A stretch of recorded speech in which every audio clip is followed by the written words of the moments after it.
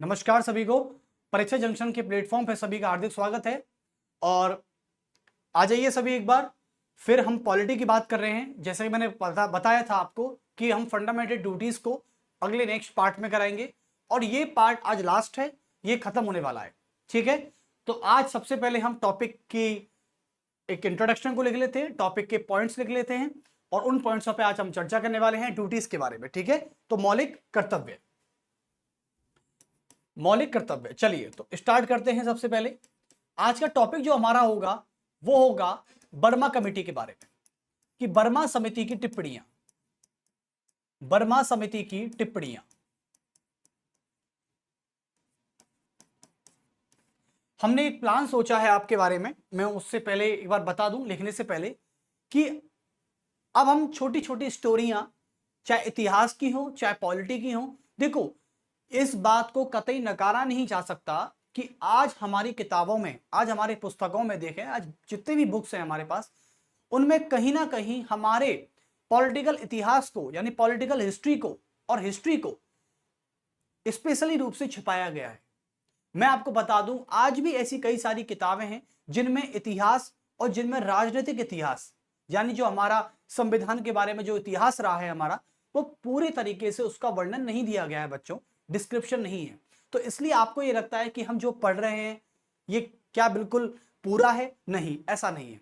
आपको अलग अलग किताबों से, अलग अलग सोर्सों से यहां पर पूरा जानकारी मिलती है। सबसे बड़ी बात, यानी आपको किसी भी किताब को पढ़ने की जरूरत नहीं है, क्योंकि जब आप लेक्चर ले रहे हैं तो इसका मतलब ये मानिए कि आपको भरोसा करना ही है। क्योंकि जब आप किसी टीचर से पढ़ रहे होते हैं, जरूरी नहीं कि मुझसे ही, आप जब किसी टीचर से पढ़ रहे होते हैं तो आपको एक समय पर, एक बार में भरोसा करना होता है कि जो सामने वाला इंसान पढ़ा रहा है वो बहुत सारे सोर्सों से मिलकर पढ़ा रहा है। ठीक है, और ये टीचर की मेहनत होती है, ये टीचर का एक आपके लिए एक समर्पित भाव होता है कि वो किन किन सोर्सों से लेके आपके पास पूरा कंटेंट दे रहा है, उसको समझा रहा है, आपके दिमाग में बैठा रहा है। ठीक है, और क्या छोड़ना है क्या पढ़ाना है वो भी यह तय कर रहा है। तो टीचर का काम क्या क्या हो? टीचर का काम होता है ऑब्जर्वेशन करना। ऑब्जर्वेशन करने का काम हम करते हैं। केवल आपको कंटेंट मिलता है पूरा, बस उस कंटेंट को अच्छे से समझ लीजिए, अच्छे से पढ़ लीजिए, दैट्स इनफ। इसके अलावा आपको कुछ नहीं करना। ठीक है, कोई पहाड़ के पत्थर ढोने का काम तो मैं आपसे कर नहीं रहा। ठीक है, कि पहाड़ के पत्थर ढोने हैं, 10-10 किलोमीटर जाइए, 10 किलोमीटर आइए और फिर थक जाइए, फिर रेस्ट कर लीजिए। तो ऐसे तो काम कोई करवा नहीं रहा। आपके केवल दिमाग की थकन है, और दिमाग की थकन एक सब्जेक्ट को लेके मुश्किल से मुश्किल 2 घंटे की हो सकती है। कितनी हो जाएगी? लेकिन 2 घंटे के बाद जो आप मेहनत करके जब अपनी चेयर से उठते हैं ब्रेक लेने के लिए, तो वो खुशी का जो माहौल होता है ना, वो दुनिया की ऐसी कोई भी खुशी नहीं है जो आपको स्थायी रूप से खुश रख सके। केवल पुस्तकों के सामने झुका हुआ सर, एक कहावत है कि पुस्तकों के सामने झुका हुआ सर दुनिया में कभी किसी और के सामने नहीं झुकता। तो ये भी एक कहावत है। इसलिए मैं कहता हूं कि अपनी गर्दन को हमेशा किताबों के सामने झुके रहिए, झुका के रखिए। ठीक है, लेकिन कुछ मूर्ख ऐसे हैं कि किताबों को ऐसे पढ़ते हैं सो के। ये पता नहीं सोने के स्टाइल वाला पढ़ने का तरीका आज तक हमको समझ में नहीं आया कि दिमाग में घुस कैसे जाता है। ठीक है, तो इसलिए हमेशा झुककर पढ़िए। जब आप एक गिलास पानी और दूसरा गिलास खाली है, तो एक गिलास, उस गिलास को, खाली गिलास को भरने के लिए उसे खाली गिलास को भरे हुए गिलास के सामने झुकना ही होगा। यदि वो झुका नहीं है तो इसका अर्थ है कि वो गिलास कभी भर ही नहीं सकता। ठीक है, आप पानी को ऐसे भरते हैं, पानी को कभी ऐसे भरते देखा है क्या? ऊपर की तरफ? नहीं। तो चलिए, आप समझ चुके हैं मेरी भावना को, मेरी फीलिंग्स को। अब चलते हैं बर्मा कमेटी की टिप्पणियां, आज हम पढ़ने वाले हैं। यानी इसको इंग्लिश में बोला जाएगा observation, observation, observation of fundamental duties, fundamental duties.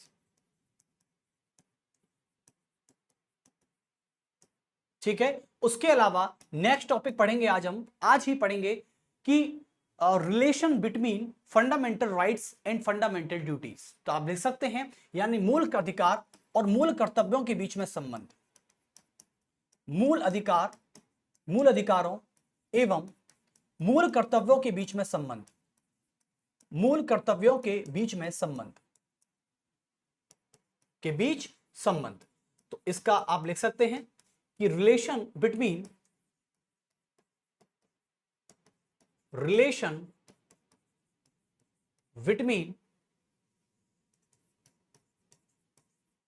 Fundamental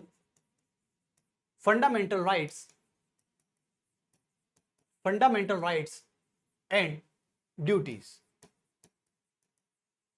okay, उसके अलावा बात करते हैं, नेक्स्ट टॉपिक आज का हमारा होगा मूल अधिकार मूल कर्तव्य और नीति निर्देशक तत्वों के बीच में संबंध। तो आप लिख सकते हैं कि नीति निर्देशक, ये चैप्टर पढ़ा चुका हूं मैं अपने परीक्षा जंक्शन के प्लेटफॉर्म पे जाकर आप देख सकते हैं, किसी पे जाकर लिंक्डइन पे जाना है, लिंक्डइन पे चले जाइए, व्हाट्सएप पे चले जाइए, हम सभी जगह इस संस्था के माध्यम से सारी जगह ये लेक्चर्स पब्लिश किए जाते हैं। आप कहीं से भी देखिए, मैटर नहीं करता, मैटर ये करता है कि आप लेक्चर ले रहे हैं या नहीं ले रहे हैं अपने आने वाले कॉम्पिटिटिव एग्जाम के लिए। और मैं यकीन के साथ कहता हूं, जब हम पॉलिटी और हिस्ट्री से जुड़े, क्योंकि मैं अपनी सब्जेक्ट की बात करूंगा केवल, तो मैं अपनी सब्जेक्ट से जुड़े जो भी प्रोसीजर होगा, चाहे वो एमसीक्यू है, चाहे वो पीवाईक्यू है, चाहे वो डेली प्रैक्टिस सेट है, मैं लाऊंगा कंटेंट, मैं लाऊंगा, आपको केवल कंटेंट को लेना है, ठीक है। और कंटेंट का कोई चार्जेस नहीं है, मैं फिर बता रहा हूं, यानी हमने कोई चार्जेस को लागू नहीं किया है, ठीक है। तो नीति निर्देशक तत्व एवं कर्तव्यों के बीच में संबंध, कर्तव्यों के बीच में संबंध, तो आप पढ़ सकते हैं यहां पर कि relation between fundamental duties and DPSP, कि relation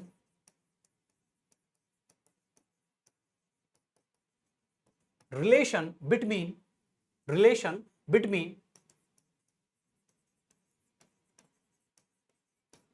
fundamental duties and DPSP. उसके अलावा नेक्स्ट टॉपिक क्या कर सकते हैं, देखो नेक्स्ट टॉपिक में हम 3 टॉपिक पढ़ने वाले हैं और 3 टॉपिक पर आज हमारा ये चैप्टर खत्म हो जाएगा। तो आपके लिए बहुत बहुत शुभकामनाएं, ये चैप्टर खत्म हो जाएगा आज के दिन, ठीक है। तो चलिए, पहला टॉपिक है बर्मा कमेटी की टिप्पणियां। ये बर्मा कमेटी क्या काम करती है? अच्छा, आपसे एक बार एसएससी में क्वेश्चन पूछा गया था, जो मैं बता भी चुका हूं अपने पिछले लास्ट लेक्चर में, उसमें मैंने बताया था कि एसएससी में क्वेश्चन पूछा गया था कि किस व्यक्ति के द्वारा या किसने संविधान के लागू होने के बाद मूल कर्तव्यों को संविधान में जोड़ने की सिफारिश की थी। तो आपका आंसर क्या होना चाहिए? कोई बच्चे बर्मा कमेटी करके आते हैं, कुछ बच्चे स्वर्ण सिंह कमेटी करके आते हैं। मैं आपको बता दूं, इस क्वेश्चन के ऊपर एसएससी के एस्पिरेंटों ने कोर्ट में जाके रिट लगवाई है भाई साहब, रिट लगवाई है, क्योंकि इसका आंसर लोग स्वर्ण सिंह करके आए हैं। जबकि मैं बता दूं कि ये व्यक्ति थे और उन व्यक्ति का नाम था इंदिरा गांधी सरकार के समय, जब इंदिरा गांधी भारत देश की प्रधानमंत्री थी, तो उनके समय विधि मंत्री, लॉ मिनिस्टर रह चुके HR गोखले, जिन्होंने संविधान के लागू होने के 26 वर्षों के बाद ड्यूटीज को संविधान में जोड़ने की सिफारिश की थी, लेकिन वो काम करके किसने दिया? स्वर्ण सिंह समिति ने। और बर्मा कमेटी इस बात का कोई उल्लेख नहीं करती है। बर्मा कमेटी क्या काम करती है, मैं आज बताने जा रहा हूं। तो चलिए, तो HR गोखले, स्वर्ण सिंह समिति और बर्मा कमेटी के बीच में जो अंतर है, जो एक डिफरेंस है, उसको आप पूरा क्लियर रखिए। तो चलिए, पहले बर्मा कमेटी की बात कर लेते हैं। तो आप यहां पर लिख सकते हैं, पहले तो आप लिख दीजिए कि आज के टॉपिक, यानी टुडेज टॉपिक, ये चैप्टर के टॉपिक है। टुडेज टॉपिक के नाम से हम पहला पेज यही बनाते हैं। दूसरे पेज की हम बात करें तो दूसरा पेज स्टार्ट होता है आपका अब। तो सभी डाल लीजिए आप, पहले सभी डालेंगे कि बर्मा समिति की टिप्पणियां।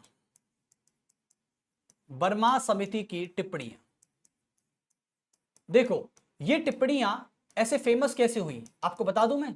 चलिए, तो बता ही देते हैं, क्योंकि आप भी तिलमिला रहे होंगे कि सर कब बताएंगे। ये बर्मा समिति आई कैसे, बर्मा समिति का इतिहास क्या रहा है? देखो, इतिहास की हम बात करें तो आप सभी को पता है कि 1992 के सुप्रीम कोर्ट के जजमेंट में यह बोला गया था कि यदि भारत सरकार देश के हित में और संविधान के हित में कोई कर्तव्य को लागू करने के लिए यदि संसद कानून बनाती है और नागरिक उस कानून को मानने से मना कर दे, उस नागरिक उस कानून को मानने से मना कर दे या उस कानून की अवहेलना कर देता है तो संसद आर्थिक दंड का या सजा का प्रावधान भी कर सकती है। यह सुप्रीम कोर्ट के 1992 का 1992 का सुप्रीम कोर्ट का ऑफिशियली जजमेंट है। आप जा सकते हैं कि फंडामेंटल ड्यूटीज जजमेंट इन 1992 सुप्रीम कोर्ट जजमेंट डाल के आप गूगल पे सर्च कर सकते हैं, कहीं भी सर्च कर सकते हैं। वहां पर साफ साफ लिखा हुआ है कि सुप्रीम कोर्ट 1992 में सुप्रीम कोर्ट ने यह जजमेंट दिया था। अपने ऑफिशियली जजमेंट में लिखा है कि कहा है कि संसद देश के हित और संविधान की रक्षा हेतु, देश के हित में और संविधान की रक्षा हेतु यदि किसी कर्तव्य को लागू करने के लिए कोई कानून बनाती है और नागरिक उस कानून की अवहेलना करते हैं, उसको मानने से इनकार कर देते हैं, तो संसद को अधिकार है कि वह कानून बनाकर आर्थिक दंड या सजा का प्रावधान भी कर सकती है। और संसद को यह भी अधिकार है, संसद को यह भी अधिकार है कि वह कुछ मूल कर्तव्यों को कानूनी रूप से प्रभावी बनाता है। तो देखिए, तो पहली बात तो ये बर्मा कमेटी का जो इतिहास रहा है, बर्मा कमेटी का जो एक इतिहास रहा है, ये इतिहास जो है लेकिन यह इतिहास सुप्रीम कोर्ट के जजमेंट, यह इतिहास 1992 के सुप्रीम कोर्ट के जजमेंट, सुप्रीम कोर्ट के जजमेंट, सुप्रीम कोर्ट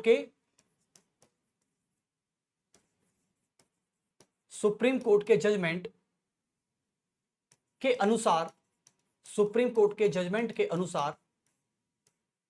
अनुसार क्या करती है? सुप्रीम कोर्ट के जजमेंट के अनुसार यह बताया जाता है कि संसद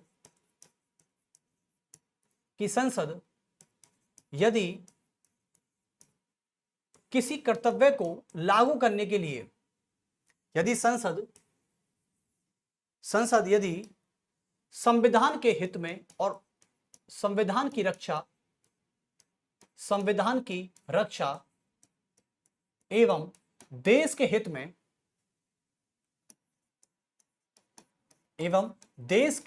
में किसी कर्तव्य को लागू करने के लिए,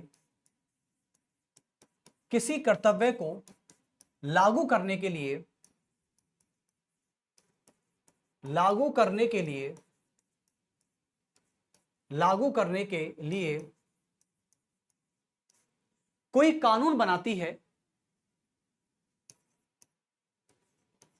कोई विधि बनाती है, कोई विधि यानी लॉ बनाती है, कोई कानून बनाती है, तो नागरिक यदि उस कानून की अवहेलना करें, तो यदि सिटीजन ऑफ इंडिया, यदि नागरिक उस कानून की अवहेलना करते हैं, अवहेलना मतलब होता है डिनाई करना, क्या होता है? डिनाई करना या फिर उसका उल्लंघन करना, ठीक है? अवहेलना करें तो संसद आर्थिक दंड यानी आर्थिक मुआवजा होता है ना, जैसे कि 5,000 की बात करें, जैसे कि अब कल को मैं बता दूं आपको ये क्या होता है, जैसे कि भाई देश की संपत्ति है, आप मान लीजिए, चलो एक बार मैं लिख ही देता हूं, आर्थिक दंड का या सजा का प्रावधान कर सकती है, सजा का प्रावधान कर सकती है, प्रावधान कर सकती है। आप बोलेंगे सर कोई एग्जांपल दीजिए, ऐसे समझ में नहीं आ रहा है। तो देखिए, एग्जांपल की मैं आपसे बात करूं तो एग्जांपल कैसे सेट कर सकते हैं? इसका एग्जांपल जैसे कि आप मान लो दिल्ली मेट्रो में सफर कर रहे हैं या किसी भी मेट्रो सिटी में आप मेट्रो से जा रहे हैं, ठीक है? तो मेट्रो में सबसे ज्यादा इंस्ट्रक्शन मुझे मेट्रो में ही मिलती है, मतलब जैसे मैं सफर करता हूं मेट्रो में तो मुझे भी देखने को मिलता है कि मेट्रो में शायद इंस्ट्रक्शन बहुत है। और ये इंस्ट्रक्शन क्यों है, एक बार सोचिए। अच्छा, मेट्रो जो है या भारतीय रेल जो है, इंडियन ट्रेन जो है, इंडियन रेलवेज, भारतीय रेल हो चाहे मेट्रो हो, ये हमारे देश की संपत्ति है, ठीक है? और देश की संपत्ति को से यदि आप छेड़छाड़ करोगे, उसको नुकसान पहुंचाओगे, तो सीधी सी बात है कि मेट्रो में भी लिखा होता है कि मेट्रो के गेट में, यदि मेट्रो के गेट पर लगने पर आप कोई बाधा पहुंचाने की कोशिश करोगे तो आप पर 5,000 रुपए का जुर्माना या फिर आपको जेल भी हो सकती है, या फिर दोनों हो सकती हैं, ये भी लिखा होता है। ऐसे कभी उस पे जब मैं सीढ़ियों से उतरा मेट्रो में, तो वहां पे मैंने एक बोर्ड देखा, और बोर्ड पे लिखा हुआ है कि मेट्रो के परिसर में, यानी मेट्रो कॉम्प्लेक्स में थूकना मना है, यानी splitting is prohibited in metro complex, यानी पूरे मेट्रो कॉम्प्लेक्स में थूकना मना है। तो इसका मतलब यह है, अब मेट्रो जो प्रॉपर्टी है वो एक गवर्नमेंट की प्रॉपर्टी है, ठीक है, वो हमारे संविधान का एक परिचय है, ठीक है। जो संपत्ति सार्वजनिक है या संविधान की हमारे देश की संपत्ति है, देश की प्रॉपर्टी होने के नाते आप मेट्रो परिसर में थूक नहीं सकते। यदि आप मेट्रो परिसर में थूकते हैं तो इसका मतलब है कि आप देश के नागरिक, पूर्ण जिम्मेदार नागरिक नहीं है, और जब देश के जिम्मेदार नागरिक आप नहीं हैं तो आपने उस कर्तव्य का उल्लंघन किया है। क्या किया है? उल्लंघन किया है। और जब उल्लंघन किया है तो सरकार ने क्या कानून बना दिया है कि मेट्रो परिसर में थूकना मना है, अन्यथा 500 रुपए का जुर्माना वसूला जाएगा। बस खत्म। तो 500 रुपए आपसे ले लेगी, क्योंकि मेट्रो में सभी जगह कैमरे लगे होते हैं, और मेट्रो में आपने कोई भी ऐसी एक्टिविटी की जो ये साबित करती है कि आप देश के जिम्मेदार नागरिक नहीं हैं, तो सरकार आप पर आर्थिक दंड का या सजा का प्रावधान भी कर सकती है। आप कभी मेट्रो के गेट लगते हैं, तो मेट्रो के गेट में आप होते ना, बहुत से देखो, बहुत से मूर्ख होते हैं, आप कह नहीं सकते मेट्रो के गेट लग रहे हैं, मान लो कोई व्यक्ति मेट्रो के गेट में अपना पैर बार बार आगे पीछे करता है, जिससे मेट्रो के गेट के लगने में बाधा आ रही है, लग नहीं पा रहा है, आपकी वजह से सारे लेट हो रहे हैं, ठीक है, आपने मेट्रो का गेट ही खराब कर दिया, ऐसे उसके सेंसर ही खराब कर दिए, तो सीधे आप कैमरे में रिकॉर्ड हुए, कैमरे में तुरंत मेट्रो का स्टाफ आएगा, आपको गिरफ्तार करेगा और तुरंत आपसे 5,000 रुपए वसूलेगा पहले तो, ठीक है। तो ये तो है भैया, ये आर्थिक दंड है। यानी आप किसी भी देश की संपत्ति को नुकसान पहुंचाओगे तो आप देश के जिम्मेदार नागरिक नहीं हो, और देश का जिम्मेदार नागरिक वो नहीं होता जो कर्तव्यों को पूरी तरह नहीं निभाता, और जब आप ऐसे कर्तव्यों को पूरी तरह नहीं निभाओगे तो संसद सीधे आप पर आर्थिक दंड लगा देगी और सीधे सीधे सजा का प्रावधान कर देगी। आप समझ चुके हैं मेरी बात। चाहे भारतीय ट्रेन हो, अब वंदे भारत की बात कर लो, वंदे भारत की भी ट्रेन जो गेट होते हैं वो सेंसर से बंद होते हैं, ठीक है। चलिए, बहुत अच्छे, तो आप समझ चुके हैं। अब देखो, करने को तो बहुत लोग सब कुछ कर रहे हैं, बस फर्क यह है कि सरकार की नजर में आप आए हो या नहीं आए हो। जिस दिन आप सरकार की नजर में आ गए उस दिन आप पर सीधा सीधा जुर्माना लग जाएगा। तो ये सुप्रीम कोर्ट के जजमेंट के अकॉर्डिंग आया था बर्मा कमेटी का इतिहास। लेकिन बर्मा कमेटी बनी थी 1992 में नहीं, बल्कि 1999 में बनी थी, और इसी बर्मा कमेटी को बनाने का उद्देश्य यह था कि संसद को यह अधिकार है कि वह कुछ कर्तव्यों की पहचान करके उन्हें कानूनी रूप से प्रभावी बना सकती है, यानी इफेक्टिव बना सकती है, ठीक है। तो लिख सकते हैं कि बर्मा कमेटी का उद्देश्य, बर्मा समिति का उद्देश्य, बर्मा समिति का उद्देश्य है कि संसद कुछ कर्तव्यों की पहचान कर, कुछ कर्तव्यों की पहचान करके और उन्हें लागू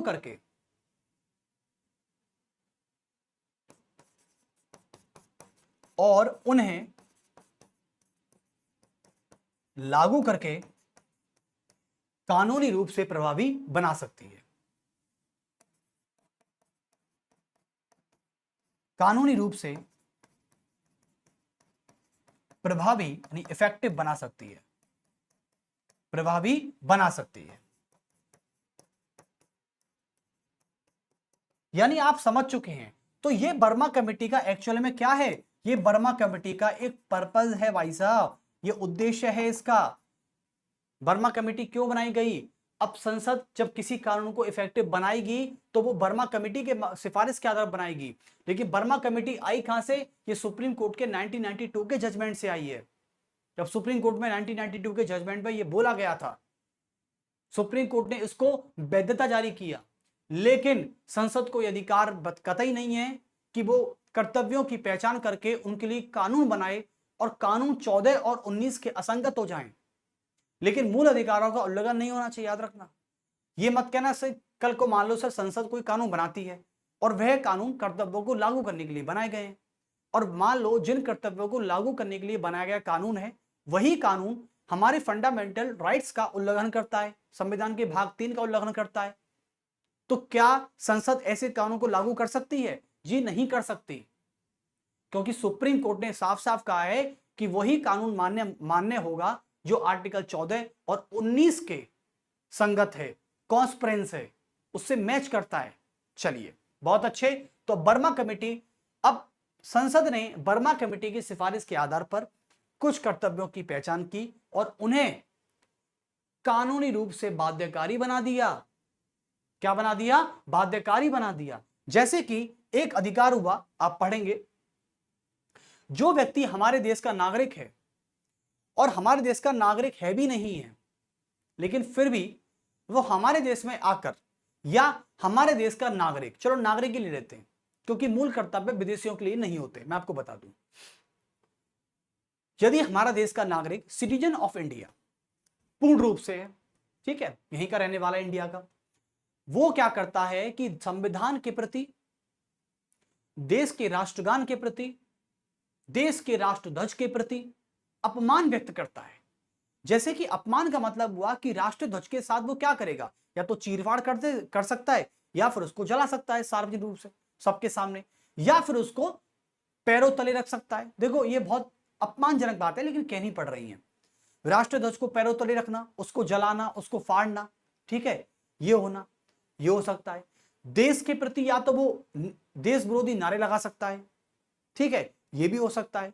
दूसरी बात क्या हो सकती है? राष्ट्रगान का अपमान कर सकता है। आपको पता है राष्ट्रगान 52 सेकंड का गाया जाता है, लेकिन 52 सेकंड से कम का भी गाया गया राष्ट्रगान है ना, राष्ट्र विरोधी चीजों में आता है। हाँ, एक बात याद रखना मेरी, राष्ट्रगान 52 सेकंड का होता है, 51 पॉइंट कुछ होता है। यदि उसे 52 सेकंड में ही गाया जाना चाहिए तो ही देश का सम्मान है। यदि 52 सेकंड के अंदर भी आपने कम के अंदर गाया है, 30 में निपटा दिया, 20 में निपटा दिया, तो वह भी राष्ट्र विरोधी गतिविधियों में शामिल है। एक बार किसी फंक्शन में अमिताभ बच्चन जी ने 40 सेकंड के अंदर राष्ट्रगान खत्म कर दिया, तो इस चीज पे लोगों ने कई बार अमिताभ बच्चन के खिलाफ एफआईआर कर दी। हाँ, अब ये मत कहना सर ड्यूटी है, जन मर्जी चाहे जैसा करो, ऐसा नहीं है। कुछ ड्यूटीज ऐसी हैं जिनको आप नहीं मानोगे, साफ साफ सुन लीजिए, कुछ ड्यूटी ऐसी हैं जिनको आप नहीं मानोगे, सीधे रूप से जेल जाओगे या आर्थिक दंड को भुगतना पड़ेगा। हाँ, एक बार आप सोचिए, लंदन में इंडियन हाई एम्बेसी के सामने खालिस्तानियों ने तिरंगा झंडे का अपमान कर दिया। आज हमारी भारत सरकार उनका जीना हराम करके पटक रही है, ये हालत कर दी है। आप सोच रहे हो, वो तो भारत की जमीन पर नहीं किया था, इंग्लैंड में राजधानी लंदन में किया है, हमारे इंडियन राजदूत एम्बेसी के सामने। बहुत बड़ा अपमान था वो। चलिए खैर कोई नहीं, उसके बाद उन पर कार्रवाई चल रही है, ठीक है, ओके। दूसरी बात हम करते हैं, तो पहले हम बर्मा कमेटी में आए कुछ मूल कर्तव्यों की पहचान कर लेते हैं और उन्हें कानूनी रूप से बाध्यकारी बनाते हैं, जो संसद ने हमको बता रखा है। तो लिख सकते हैं, देखो पहला एक नियम है जो संविधान के प्रति, देश के प्रति, समाज में गैर कानूनी गतिविधियों के विरोध में काम करता है और संविधान के देश को बचाता है। और सबसे बड़ी बात है कि देश विरोधी नारे गतिविधियों पर रोक लगाता है। ऐसा एक्ट काम करता है संसद का, एक 1970 का एक्ट है, 1972 का, 71 का, सॉरी, 1971 का एक्ट है, राष्ट्रीय गौरव अपमान निवारण अधिनियम, ठीक है, इसको बोलते हैं national dishonour prevention act of 1971। तो लिख सकते हैं यहां पे से, ये काम करता है राष्ट्रीय गौरव अपमान निवारण अधिनियम, राष्ट्रीय गौरव अपमान निवारण अधिनियम, ये काम करता है, यानी 1971 का। अब सोचो 1971 में प्रधानमंत्री इंदिरा गांधी की सरकार थी, इंदिरा गांधी की सरकार ने लागू किया था, ठीक है। और यह एक्ट क्या काम करता है? यह एक्ट काम करता है, लिखेंगे कि जो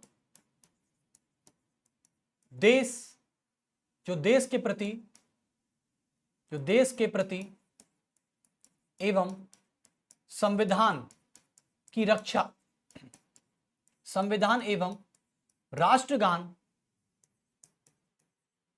नेशनल एंथम कौन सा है बताइए? वंदे ये जनगण मन, ठीक है। चलिए, जो रविन्द्रनाथ टैगोर ने लिखा है बांग्ला भाषा में।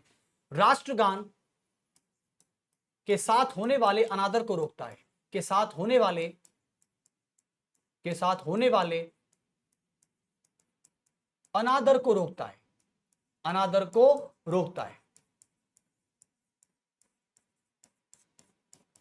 ठीक है। जैसे कि मैं आपको बता दूं, हमारे भारत के पूर्व उपराष्ट्रपति डॉक्टर हामिद अंसारी, ठीक है, जब वो कभी भी रिपब्लिक डे पर या इंडिपेंडेंस डे पर जाते थे तो उन्होंने कभी भी तिरंगे झंडे को सैल्यूट नहीं किया। लेकिन आप बोलोगे सर ये तो अपमान हो गया। नहीं, ये अपमान नहीं हो सकता। अपमान तब होता है जब आप उसका सम्मान भी ना करें और उसका अपमान करते चले जाएं। देखो, डॉक्टर हामिद अंसारी ने कभी भी हमारे राष्ट्रगान, संविधान, भारत के प्रति उन्होंने कभी भी कोई भी विरोधी रुख नहीं अपनाया आज तक। यानी उन्होंने कभी भी राष्ट्रगान गाते थे लेकिन सैल्यूट नहीं करते थे। तो इसका मतलब यह है कि उन्होंने सम्मान तो अपने गाकर व्यक्त कर दिया लेकिन अपमान उन्होंने कभी नहीं किया, तो इसलिए अनादर को रोकता है। चलिए, दूसरा एक्ट काम करता है हमारे संविधान में। दूसरा एक्ट क्या काम करता है? दूसरा एक्ट है जैसे कि civil rights protection act of 1955। तो आप लिख सकते हैं इसमें सिविल अधिकार संरक्षण अधिनियम, सिविल अधिकार संरक्षण अधिनियम एक ये काम करता है हमारे भारत में। यानी ये मूल कर्तव्य कैसे है, चलिए एक बार देख लेते हैं। तो ये काम करता है 1955 का, ठीक है। आपको मैं बता दूं, इस एक्ट को मैं पढ़ा चुका हूं आर्टिकल 17 में। आप मूल अधिकार वाली एक वीडियो देख सकते हैं। उस मूल अधिकार में मैंने बताया है कि सिविल राइट्स प्रोटेक्शन एक्ट को पहले की भाषा में अनटचेबिलिटी प्रिवेंटेशन एक्ट ऑफ 1955 कहते थे, यानी अस्पृश्यता अपराध निवारण अधिनियम इसको बोला जाता था, untouchability crime prevention act of 1955। लेकिन 76 में इसमें अमेंडमेंट करके इसका नाम कर दिया गया civil rights protection act of 1955। यह क्या काम करता है? यह है धार्मिक और जातिगत भेदभाव को रोकता है। यानी जो नागरिक जो ऊंची जाति के हैं और निचली जातियों के साथ धार्मिक या अल्पसंख्यकों के साथ धार्मिक या निचली जातियों के साथ जातिगत भेदभाव करते हैं, उनको नीचा दिखाने का प्रयास करते हैं, उनसे छुआछूत जैसी प्रथा अपनाते हैं, वह अपराध के समान है, क्राइम के समान है। और यही अधिकार है। मैंने बताया था कि नागरिकों का नागरिकों के साथ व्यवहार भी एक कर्तव्य के रूप में आता है। यदि आप एक सिटीजन होने के नाते अपने दूसरे सिटीजन से किस तरीके से बिहेव करते हो, यह भी आपका ड्यूटी है। तभी तो हाथ मिलाते हुए, जब आप अच्छे आदमी हो तभी तो आप हाथ मिलाते हुए स्ट्रेंजर से क्या कहते हैं? Sir nice to talk you, आपसे बात करके अच्छा लगा sir, nice to meet you sir, आपसे मिलकर अच्छा लगा। That's a good manners, that's a good manners for a citizenship of India. Okay, चलिए, तो इसका मतलब यह है कि सिविल राइट्स प्रोटेक्शन एक्ट जो है ये क्या काम करता है? ये करता है, लिखेंगे, यह है नागरिकों के प्रति, यह नागरिकों के प्रति, यह नागरिकों के प्रति धार्मिक एवं जातीय भेदभाव को रोकता है। धार्मिक एवं जातीय भेदभाव को रोकता है, भेदभाव को रोकता है। तो कुल मिला के बात समझ में आ गई आपको? चलिए, बहुत बढ़िया। अब हम बात कर लेते हैं नेक्स्ट, ठीक है। इसमें छुआछूत भी आती है, ठीक है। एग्जाम्पल में सेट कर सकते हैं आप इसमें, जैसे कि क्या? छुआछूत, छुआछूत कर सकते हैं, या इसको आप अनटचेबिलिटी कह सकते हैं, अस्पृश्यता, ये भी कह सकते हैं, ठीक है। Okay, untouchability. चलिए उसके अलावा बात करते हैं, अब आता है नेक्स्ट आपका, तो नेक्स्ट क्या आता है, तीसरा मूल कर्तव्य क्या है जिस पर कानूनी प्रावधान है, जिस पर आर्थिक दंड का प्रावधान है, वो क्या है। तीसरा हो सकता है गैर कानूनी गतिविधि अपराध निवारण अधिनियम, यानी अनलॉफुल प्रिवेंटेशन एक्टिविटीज एक्ट। गैर कानूनी आप लिख सकते हैं इसमें, गैर कानूनी गतिविधि, गैर कानूनी गतिविधियां निवारण अधिनियम, रोकथाम अधिनियम करिए आप इसे, रोकथाम अधिनियम।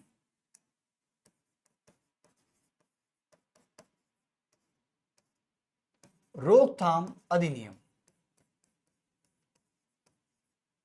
और इसको इंग्लिश में क्या बोला जाता है, इसको इंग्लिश में बोला जाता है यूएपीए, यूएपीए एक्ट ऑफ 1976। ठीक है, पहले 67 काम करता था, अब 76 हो गया, तो यू अमेंडमेंट कर दिया गया इसमें। यूएपी का मतलब होता है unlawful activities of prevention act of 1976। यह क्या काम करता है, यह किसी भी संगठन को, यह संगठन को गैर कानूनी घोषित करता है, यह संगठन को गैर कानूनी घोषित करता है, यह किसी भी संगठन को गैर कानूनी घोषित करता है यदि वह संगठन किसी ऐसी गतिविधि में संलग्न है, किसी ऐसी गतिविधियों में संलिप्त है तो। और आपको बता दूं मैं कि इसमें भारत सरकार बहुत ज्यादा पावरफुल हो जाती है, बहुत ज्यादा, यूएपीए। हाँ, अभी आपको पता है एक गृह मंत्रालय यानी गृह मंत्री हमारे भारत के अमित शाह जी ने एक संगठन को अभी गैर कानूनी घोषित कर दिया है जिसका नाम है अल बितर हिजब, कुछ ऐसा नाम है, अल फतर है ना, ठीक है। चलिए, तो उसके अलावा नेक्स्ट आता है हमारे पास चौथा मूल कर्तव्य। चौथा मूल कर्तव्य क्या हो सकता है, पीपल्स रिप्रेजेंटेशन एक्ट ऑफ 1951। इसको नेक्स्ट पेज पे लिखना चाहिए तो लिखिए। चलिए, चौथा हमारे पास मूल कर्तव्य है, जैसे चौथा क्या है, उसका नाम है लोक प्रतिनिधित्व अधिनियम, लोक प्रतिनिधित्व अधिनियम। और यह एक्ट काम करता है 1951 का, और इस एक्ट में साफ साफ कहा गया है, इस एक्ट में साफ साफ ये कहा गया है कि ये एक्ट क्या काम करता है, जिसको इंग्लिश में कहा जाता है peoples representation act, peoples representation act of 1951। और ये एक्ट क्या काम करता है आपको बता दूं मैं, लोक प्रतिनिधित्व अधिनियम के अनुसार चुनाव के समय, ड्यूरिंग इलेक्शंस, चुनाव के समय या चुनाव के दौरान, जब चुनाव चल रहे होते हैं, मतलब मतदान नहीं हो रहे होते, चुनाव के समय, तो जब चुनाव चल रहे होते हैं तो उस समय तो कोड ऑफ कंडक्ट लग जाता है, आचार संहिता लग जाती है इलेक्शन कमीशन की। लेकिन चुनाव से पहले, मतदान से पहले जो चुनाव प्रचार होते हैं, और चुनाव प्रचार में आपके मोहल्ले, आपके पड़ोस में, आपके शहर में जो नेताओं के दौरे होते हैं चुनाव वोट मांगने के लिए, यदि किसी नेता ने वोट धार्मिक और जातिगत रूप से मांगा है, यदि किसी नेता ने जनता के बीच में धार्मिक और जातिगत भेदभाव को बढ़ा दिया है, भाषा के भेदभाव को बढ़ाया है, तो उस नेता की संसद की सदस्यता, उस राज्य विधानमंडल की सदस्यता तुरंत रद्द कर दी जाएगी। ये बात याद रखें, चाहे वो कोई स्टेट का एमएलए ही क्यों ना हो, और चाहे वो पार्लियामेंट का एमपी क्यों ना हो, समझ गए, चाहे मेंबर ऑफ पार्लियामेंट हो और चाहे मेंबर ऑफ लेजिस्लेटिव असेंबली का हो। याद रखना, उसकी जीतते ही, मान लो कल को एक्स नाम का व्यक्ति, मान लो कोई एक्स नाम का व्यक्ति चुनाव के समय वोट मांगने जाता है, अब वोट किस बेस पे मांगे जाते हैं? वोट मांगे जाते हैं विकास के नाम पर, कि आपने विकास किया तो भैया जनता के सामने जवाब दो। पहली बात, कि आपने कौन कौन से फ्लाईओवर बनवाए, पहली बात तो आपने ट्रैफिक सिस्टम कैसा किया, आपने डेवलपमेंट क्या किया सिटी में, ठीक है, आपके रोड इंफ्रास्ट्रक्चर कैसा है सिटी का। इस बेस पर वोट मांगे जाते हैं और ये वोट मांगना सही भी है, ठीक है। कल को मैं यदि किसी सोसाइटी में जाता हूं वोट मांगने, तो सीधी बात है कि मैं डेवलपमेंट की बात करूंगा, ठीक है, मैं इकोनॉमिक डेवलपमेंट की बात करूंगा, मैं सोसाइटिकल डेवलपमेंट की बात करूंगा, ठीक है। तो ये तरीका होता है वोट मांगने का, ठीक है। जनता को जवाब, और जनता की हर चीज का जवाब दूंगा। जनता मुझसे पूछेगी कि आपने इस पे कितना बजट लगाया, तो मैं बताऊंगा। कहीं ऐसा तो नहीं हो कि मैं ही पूरा पैसा खा गया हूं, तो सारी संपत्ति मुझे बतानी पड़ेगी, ठीक है। तो इसका मतलब ये हुआ कि धर्म और जाति के नाम पर जो लोग, जो नेता वोट मांगते हैं और धार्मिक और जाति और भाषा के आधार पर लोगों को बांटने का काम करते हैं, वही चीज क्या होती है, वो इस एक्ट के अकॉर्डिंग यदि कल को वह व्यक्ति जीत भी गया ना, तो उसकी सदस्यता रद्द कर दी जाएगी। तो लिख सकते हैं आप कि यह धर्म कौमा, यह धर्म कौमा जाति कौमा भाषा के आधार पर, भाषा के आधार पर वोट मांगने के खिलाफ काम करता है। भाषा के आधार पर वोट मांगने पर, वोट मांगने पर प्रतिबंध लगाता है, प्रतिबंध लगाता है, प्रतिबंध लगाता है, एवं लोगों के बीच धार्मिक और जातीय भेदभाव को रोकता है, एवं लोगों के बीच धार्मिक एवं जातीय भेदभाव को रोकता है, जातीय भेदभाव को रोकता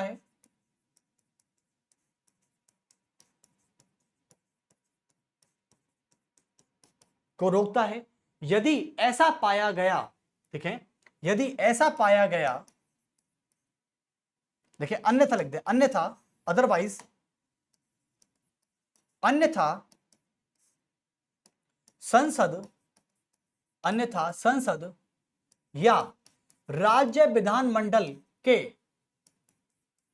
स्टेट लेजिस्लेचर, राज्य विधानमंडल के सदस्यता रद्द कर दी जाएगी।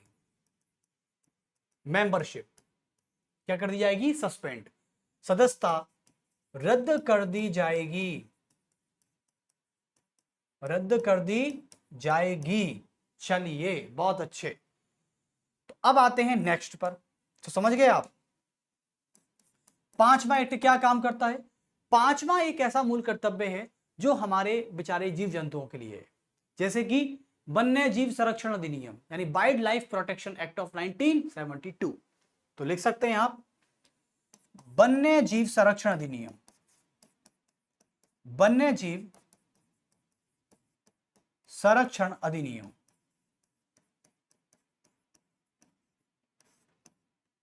और यह काम करता है वाइल्ड लाइफ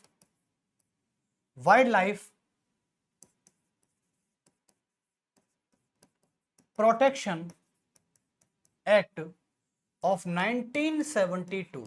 और इसी के तहत आपको पता है कि टाइगर प्रोजेक्ट काम करता है हमारे पास, टाइगर प्रोजेक्ट। तो वन्यजीव, ये वन्य जीवों की सुरक्षा करता है। जैसे कि आपको पता है अभी सलमान खान का वो केस चल रहा था कि हिरण की हत्या कर दी गई, हिरण को मार दिया गया 1998 में शूटिंग के दौरान। तो ऐसे ऐसे केसेस भी सॉल्व करता है, ठीक है। यानी आप शिकार, मतलब कुल मिला के ये अवैध शिकार को रोकता है। और देखो अवैध शिकार बहुत हो रहा है, आपको पता है, ये कुल मिला के क्या रोकता है, अवैध शिकार को रोकता है, अवैध शिकार को रोकता है। पहले राजाओं की प्रथा हुआ करती थी, उनका जब कभी मूड करता था या उनका कभी महल में मन नहीं लगता था, तो वो क्या करते थे, रानी के साथ तीर लेकर जंगलों में निकल जाते थे। और राजा पर भैया कौन केस ठोकेगा, वो तो राजा है, सर्वोपरि है, राजा से कौन क्वेश्चन पूछेगा। तो राजा अपनी रानी के साथ या अपने सेनापति के साथ जंगलों में निकल जाते थे और तीरों को लेके जाते थे और वहां पे जंगलों में जाके निर्मम जानवरों की हत्या कर देते थे, ना उनका कोई दोस्त, केवल अपने एंटरटेनमेंट के लिए लोग जानवरों की हत्या करना भी एक अपराध माना जाता है अकॉर्डिंग टू दिस कॉन्स्टिट्यूशन। तो अवैध शिकार को रोकने का काम करता है। ठीक है, चलिए उसके अलावा छठा क्या काम करता है? छठा जैसे कि एक कर्तव्य और है, पर्यावरण और वन संरक्षण अधिनियम। तो लिख सकते हैं आप इसे, वन एवं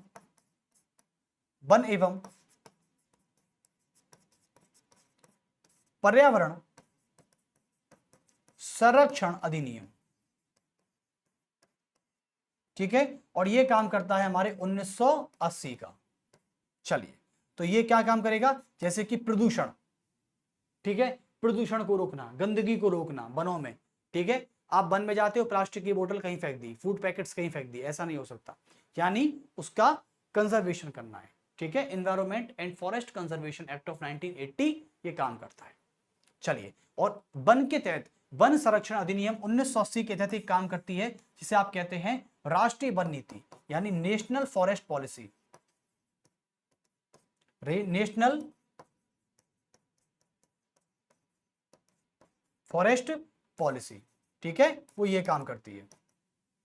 चलिए, और ये काम करती है 1988 की। तो ये हमारे कर्तव्य हुए। आप सभी को पता लग गया होगा कि ऐसे कर्तव्य हैं जिनको आप अवहेलना भी करते हैं, उल्लंघन करने की सोचते भी हैं, तो आपको ये मन में खौफ होता है कि कम से कम मैं जिम्मेदार नागरिक तो नहीं बन पाया, लेकिन मेरे अंदर एक खौफ है कि यदि मैं इनका उल्लंघन करूंगा, इनको डिनाई करूंगा, तो कल को मेरे ऊपर चार्ज भी हो सकता है। ठीक है, चाहे वो सैंक्शन हो और चाहे वो इकोनॉमिक सैंक्शन हो। Okay, better, it's a good better. ठीक है, that's enough for observation of the Burma committees. Okay, and second topic will be relation between fundamental rights and fundamental duties. Okay, note down. तो ये topic अब हमारा आज आने वाला है, और ये टॉपिक किस तरीके से देखिए, तो टॉपिक डाल लीजिए कि यानी अधिकारों और कर्तव्यों के बीच में संबंध, अधिकारों एवं कर्तव्यों के बीच संबंध।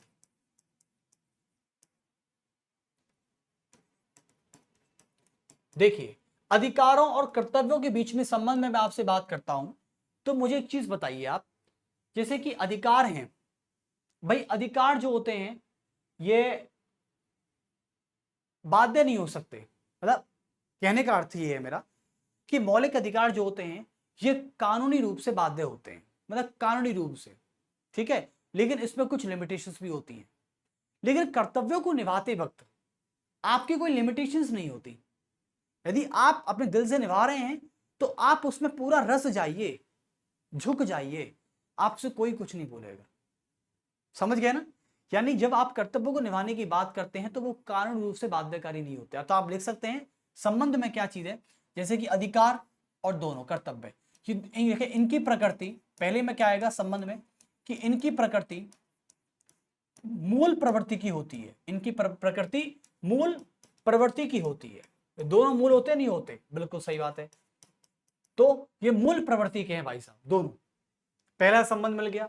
दूसरा संबंध क्या मिल जाएगा इनमें? दूसरा संबंध बताइए। चलिए, दूसरा संबंध हो सकता है कि अधिकार और कर्तव्य, यानी अधिकार और कर्तव्य एक दूसरे से अविभाज्य हैं। तो लिख सकते हैं आप कि अधिकार और कर्तव्य, अधिकारों की सूची,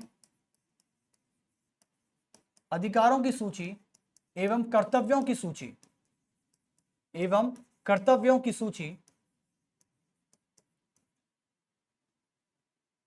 एक दूसरे से अविभाज्य हैं, यानी आप इनको एक दूसरे से अलग नहीं कर सकते। अविभाज्य, अविभाज्य हैं, यानी आप इनको एक दूसरे से अलग नहीं कर सकते। तीसरा रिलेशन और क्या हो सकता है? बताइए। तीसरा रिलेशन हो सकता है कि मौलिक अधिकार जो होते हैं, मौलिक अधिकार कुछ विदेशियों को भी मिले होते हैं, कुछ नागरिकों को मिले होते हैं, जबकि मूल कर्तव्य केवल नागरिकों को ही मिले होते हैं, विदेशियों को नहीं मिले होते। तो लिखें कि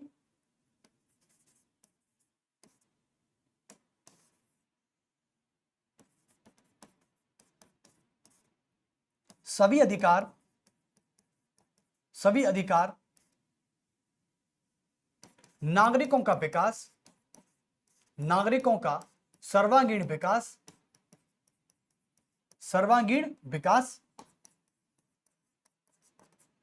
करते हैं, सर्वांगीण विकास करते हैं। उसी तरह कर्तव्य भी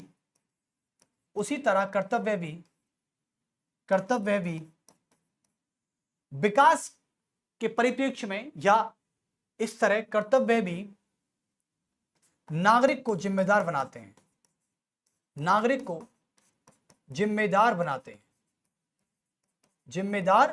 हैं। और जिम्मेदार नागरिक एक सबसे बड़ा विकासमान व्यक्ति होता है। जैसे कल को मैं मान लो किसी व्यक्ति के प्रति या किसी भाव के प्रति या किसी इमोशंस के प्रति जिम्मेदार बन गया हूं, तो इसका मतलब है कि मैं अपना खुद का डेवलपमेंट कर चुका हूं, कि आई एम मैच्योर, मैं कह सकता हूं। नागरिक को जिम्मेदार बनाते हैं, तो ऐसे भी कुछ है, ठीक है। तो संबंध तो आपको पता ही है, लेकिन अब आते हैं नेक्स्ट, और संबंध मिलेंगे तो बता देंगे आपको, ठीक है। ये केवल एक कॉमन सेंस की बात है, ऐसे कोई पेपर में नहीं पूछा जा रहा आपसे, लेकिन हाँ यूपीएससी वाले बच्चे थोड़ा ध्यान रखना, क्योंकि पूछ सकता है फिर आपसे वो। और बात रही हमारी एसएससी में, तो इसका कोई इंपॉर्टेंट नहीं है ये, हालांकि हाँ। लेकिन अब आते हैं मूल कर्तव्यों और डीपीएसपी के बीच में रिलेशन। तो आप लिख सकते हैं डीपीएसपी एवं कर्तव्यों के बीच में संबंध। तो संबंध में हम अंतर भी बता सकते हैं, ऐसी कोई बड़ी बात नहीं है। तो पहला संबंध क्या हो सकता है कि इन दोनों की प्रकृति गैर न्यायोचित होती है। तो लिख सकते हैं इन दोनों की प्रवृत्ति गैर न्यायोचित होती है।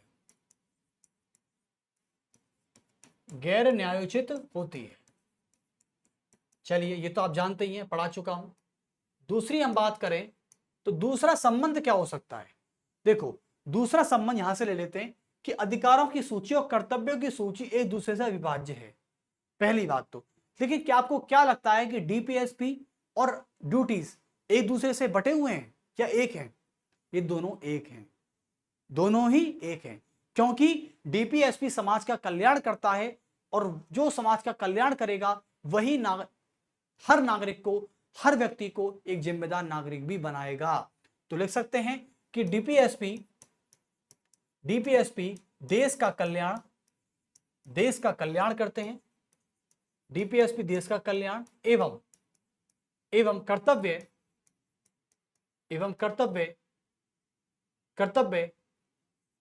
उन्हीं नागरिकों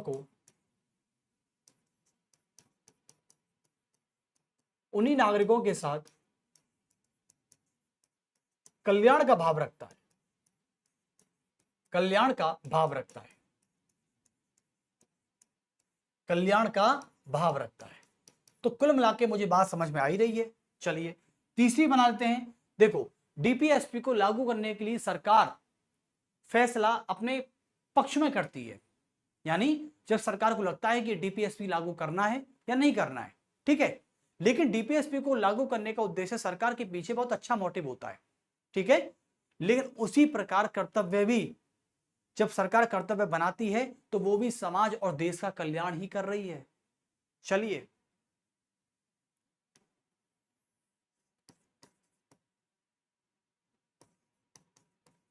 डीपीएसपी और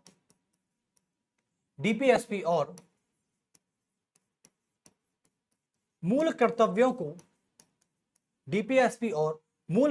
को लागू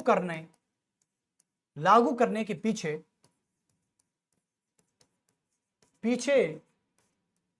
का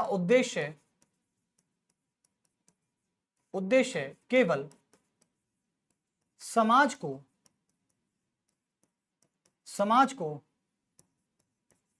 एक, समाज को एक जिम्मेदार बनाना, जिम्मेदार समाज बनाना,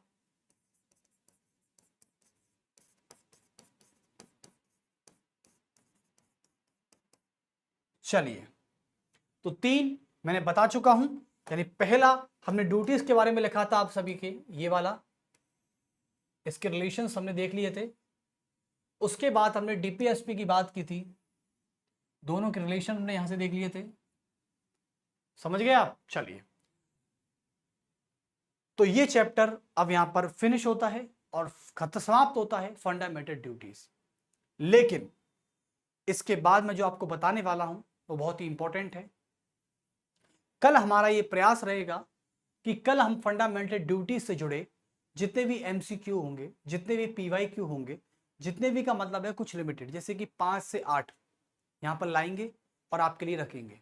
ठीक है, आपको उन्हें सॉल्व करना होगा लेक्चर्स के बाद किस तरीके से, क्योंकि डेमो के रूप में लाएंगे, एक ऐसे नहीं है कि परफेक्शन के रूप में, डेमो के रूप में लाएंगे। फिर आप डेमो में जब आप लेक्चर देखें, रिकॉर्डेड लेक्चर ही देखेंगे आप, तो जब आप लेक्चर देखें तो लेक्चर देखने के बाद परीक्षा जंक्शन के यूट्यूब प्लेटफॉर्म पर जाकर आप कमेंट बॉक्स में अपना आंसर फिल कर सकते हैं।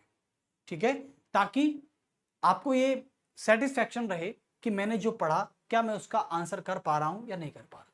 ठीक है, इतना ही सेटिस्फैक्शन आपको मिल जाता है तो यकीनन इससे बड़ा दुनिया में मोटिवेशन है ही नहीं है। सारी लड़ाई हमारे सेटिस्फैक्शन की है बच्चों। सेटिस्फैक्शन आज है कहां, बताइए मुझे।